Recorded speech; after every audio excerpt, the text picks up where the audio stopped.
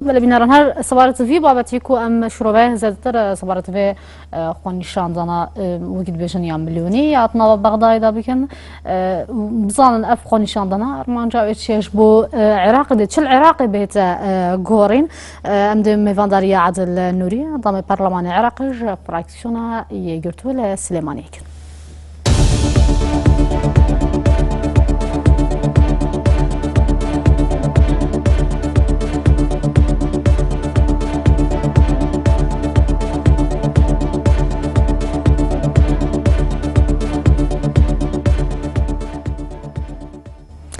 بله که عادل نوری دم باش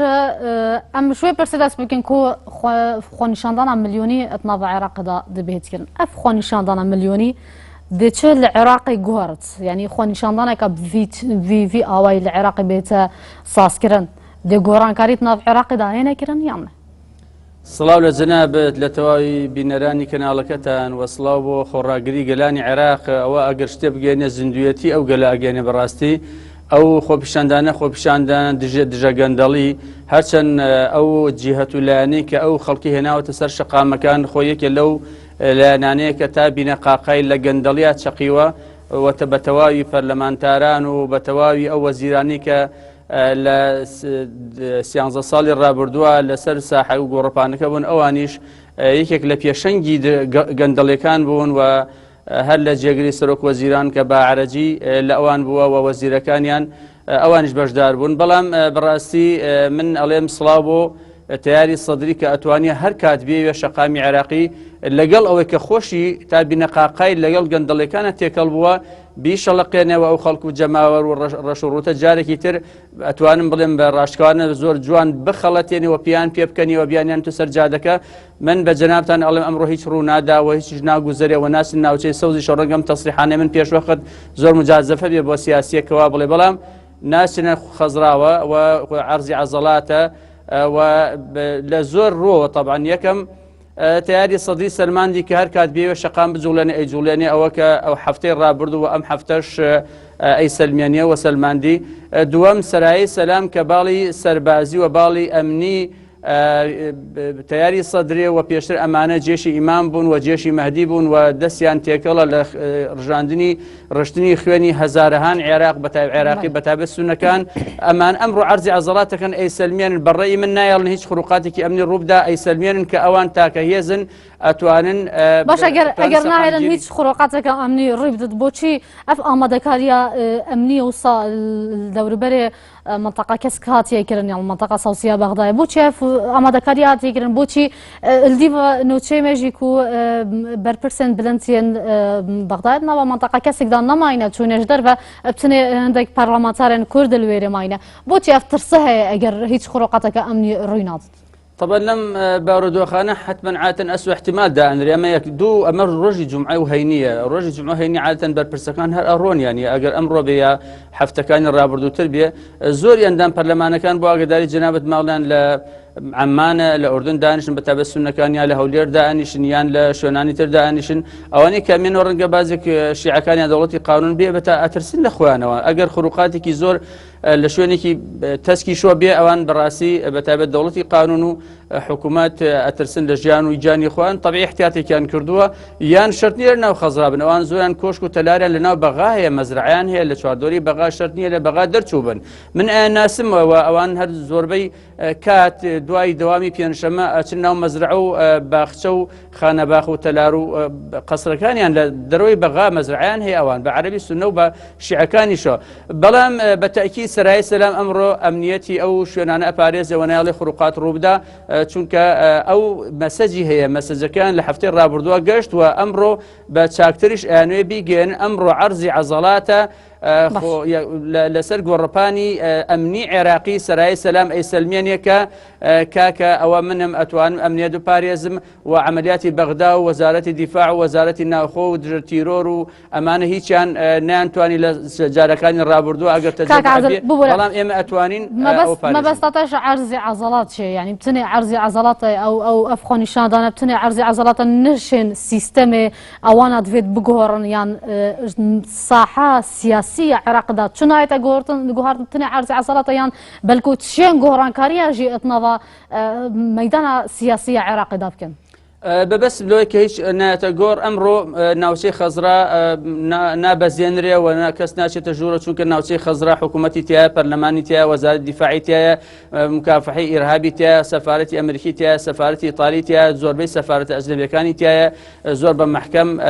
ئەوە شوێنێکی زۆر محکەمە و سەرایی سەلامیش نایەڵن چونکە ئەمە ئینتیحارێکی سیاسیە بەڵام ئەوەی کە ئەگۆڕێ ئەمە مەسەجی عەرزم کردی ئەمە مەسەج و ڕیسالەیەکە ئەنێریە بۆ بۆ حکوومەت طبیعی هەموو لایەنەکان ئیتفاقیان کردو هەموو لایەنەکان هاوڕان کە ئەبێ حکوومەت بگۆڕێ حکوومەت گۆڕین بە تەسەوەری من بە چەند وەزیرێک طبعا لەم هەفتەیە دە ڕۆژ یا بە تەسەوەری من تا دوو هەفتەی تر گۆڕانکاری لە حکوومەت هەیەتە دی بەڵام من وەکو عادل نووری تەسەوەرم وایە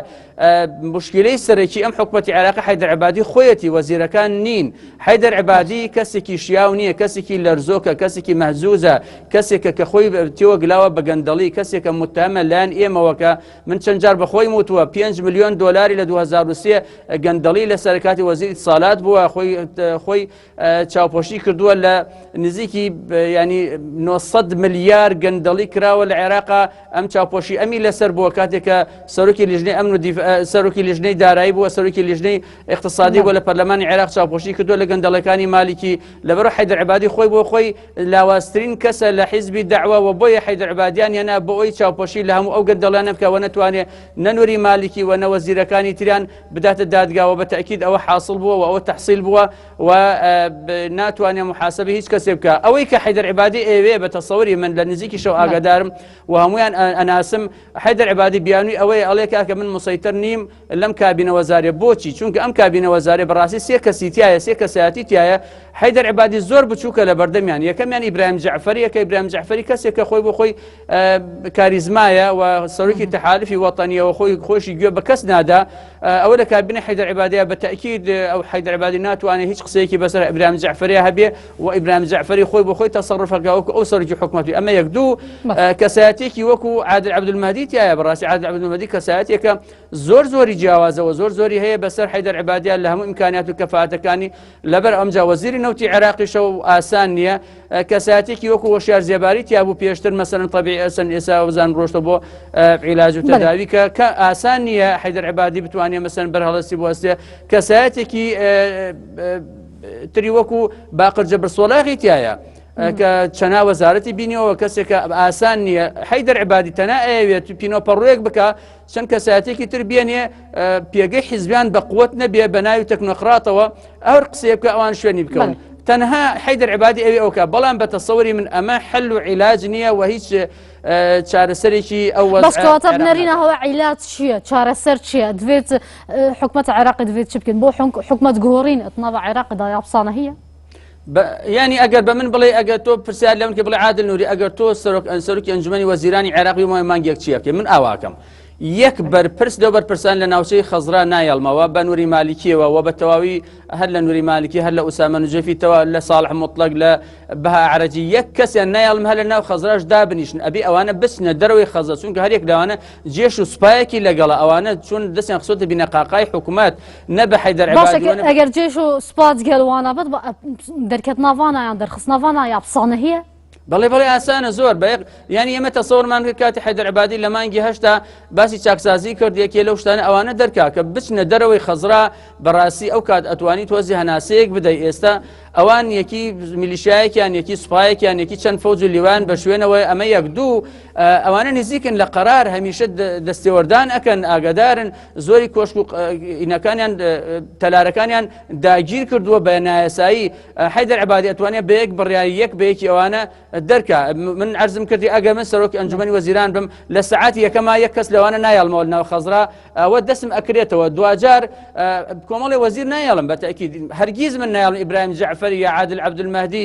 نەک عادل عەبدولمەهدی ڕەنگە پرۆفیشناڵ بێ بەڵام کەسی تر هەیە کەسانێک دێنم ینی ئەمانە تەمسیلی زیادی سیاسی نەکەن با لە ناو حیزبە سیاسیەکان نەبن بەڵام کەسی پرۆفیشناڵ بن و بتوانن ئەکادیمیان مامەڵە بکەن خاڵێکی تر حەیدەر عیبادی چۆن بڵێ هەمیشە بە عەربی ئەڵێن یەخوض خارج الاستکان یعنی لە ناو پێڵاکە تیاڕان نادا ئەچێ ئێمە کێشەی مەسەلەن کێشەی گەندەڵیمان هەیە بە ملیار دلار دزراوە ئەزانێ کێ ئێمەکو لژێ نەزانمنەکو وتە بێژ لژێ نەزە چەند جار راپۆرتم داوەت دەستکاکە ئەمە چەند ملیار دلار لای فلان و فیسارە دەبڕۆ بیهێنەرەوە پێیان ناوێریە ئەچێ باسی زەریبە ئەکاو باسی سەنەداتی خەزینە ئەکاو باسی شتانێکە کە ئەسڵ و ئەساس هەرگیز ناتوانێەوە معالەجە بکە حیدەر عیبادی ناتوانێت نە ئەمنیەن معالجة وضعك بك وأنا اقتصادا معالجة وضعك بك وكساتك مهزوز اللرزوك ناتواني السيطرة هبي بسر أنجمني وزيرانا وحيدر عبادي ببي بروجة قصأك وحيدر عبادي هم مش لسر شاشة كان سنضرب بيد من حديد أو رجم بيمدو بدوتم كاكا واز شعار بينا واز لقصة بينا فرموا إجراءات بك جنابت إما الرابورت الدنيا حيدر عبادي كاك أمانة بك للصدى الصد أم وضع علاج به ناتواني بك حيدر عبادي كي شكل أخواتي ولا سياستي بري وبردني سيستم سياسية كأو هيش بلانيكي بوانيا نك لوزير بقوري بتصوري من دوسي وزير قورين تأثير كاريجري هي بلام حيدر عبادي خوي بلانينية مشكلة أو نا إرادية ونا إدارية أو دو مشكلة لا حيدر عبادي هي كاك عدل أم بنا سرهري مع كردستان دياره هيد وكي برلمانتارن كرد لبغدانا أف خوانيشان دانا يعني أف تبلي هبي أم تكارم بجنت نافا غوربانا السياسية عراق ضد شل هري مع كردستان مقارن يعني شو مسجى كدنا حكومة هري مع كردستان يجي يعني والله نراستو خو طبيعي كاريجري هي چونك او قلاني عراق يعني مثلا تايسيك مانغموچان دوانا كوتوا او مثلا هني قندلي هي اوان قبوليانيه ونسر غوربانا كان وخو بشانداني مليوني اكن وعرزي عضلات اكن الانكاك او اما حركات بمانوي او تاين قاليكي زندوين نتان تواني بمان خسين نتان تواني وكوت مان كان واما كويلاتي قبولناكين اما جماهير كردستان امر او ابيني ومسجك بو جماهير كردستان ودولاني ومسجك شبه حكومتي هرمي كردستان كاكا بو بينشش مانغا او موچنيه يعني أم سيستميك خلاليتيا بالتأكيد سيستمي اقتصادي هرمي كردستان تاسر إسقان خلاليتيا وبراش كوان أيلين ومركزك متخصص لجنين نزاهة وكو جنابشتان باستان كرد هم وكو أكاديمي لبواركا هم تي جانبي تيوري وهم تي جانبي عملي لنا سرسا حكا هم وآقادارم لهرمي كردستان تي أقوزريا وتي قندليش الرؤدا هر آقادارين دورين لوزعك وأمام مساجك من جديرة وأيلين بهرمي حكومة هرمي كردستان كاكا أبي اعتراف كان تاسر إسقان إيوا سيستمي اقتصادي وآبوريتان تاسر إسقان قندلية وناشفافة وأمتشي ترقبول نية وأبي بياداتشونو بكنوا بياداتشونو ميكن بلجنة ولجنكاري يك قرار برياريك بدن لماوي 5 دقائق برياريك كاكا آوا أجر من سروشي حكومة هرمي كردستان بما أجر برسيارك من ليبكي بتصوري من بدو ساعة أو كيش حالكم شن كومبانيا زبلاحي هميان يعني فرموا لي ساعات دي عريشة ناف هرمي كردستان حلكي دي شهر سركي بدو ساعات حموك يا شكاني هرمي كردستان حلكم شو دو ساعات هذا دمج دام نظام حكومة هرمي كردستان شن عادل نوري بك بس روشي حكومة هرمي كردستان بدو ساعات أجر حرم نكن بلمك ببتيكا برد بارانم كان شن كومبانيا كيكا يعني ببورا كراك عادل كم ميكانيزمك شو عندي هري سبب جنابتي اليوم جاري يكم او ناشفافيته هي خو معلومه او چن نوت مان روشتو چن گمرگمان هي چن باجو خراج مان هي چن ملك داگیر کراو او انا خو معلومه همي بليست هي مشتكنيه شاراوه بيه چاوپوشي ليكري اما يك دو چن كومبانيا كي زبلاح مان هي من ل 6 تا 8 كومبانيا حصر كردو لايخم بانيان اكم لماوي يك ساعه فرم كاك جنابتان ماوي 26 ساله اي وكو ديوزما دسان صوت بنقاقاي ام هريما ام خلشي هريما لسر فقير وهجار والشروط هلاو ساون ورا 1 مليار دولار هر اسبو خنا سر ام يزدي